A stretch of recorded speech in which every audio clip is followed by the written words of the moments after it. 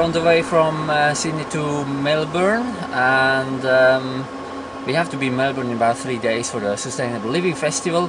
And I say goodbye to my friend there. You see him? Wombat. For more than 1 week, we've been travelling through this vast country. Time to think about our first impressions. Very little traffic, very few people, very green scenery and very bad weather. So that's the first impression I have. Do you think the people here are open-minded and ready for climate change issues? I'm not too sure. It's hard to say, but I know there's a lot to do for Australia, that's for sure. Therefore, we wanted to know, what do Australians do personally to stop global warming? Nothing really, because I'm not informed enough about it. We met quite a lot of skeptics too. A solar car, well, it would be nice, but I dare say acceleration-wise, I was a pretty lead foot. I don't think I'd come up to my standard in the old days. You wouldn't get the speed out of it. However, we were invited by Liz and Carl.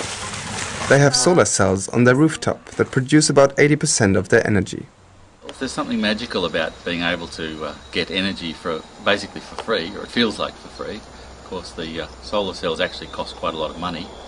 But when we finally were here, after we felt that we'd finished our travels, one of the big priorities was to put solar cells somewhere on the roof and start making power.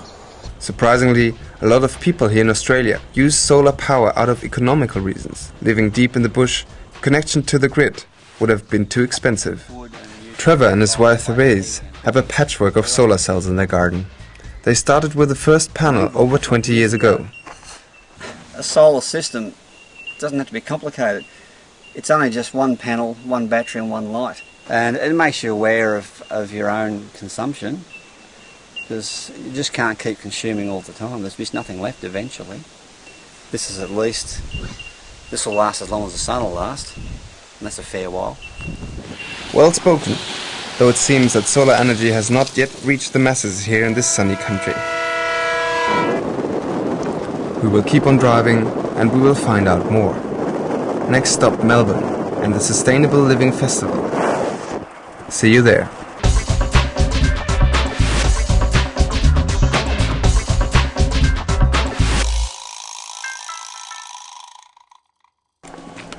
First time we see a solar car?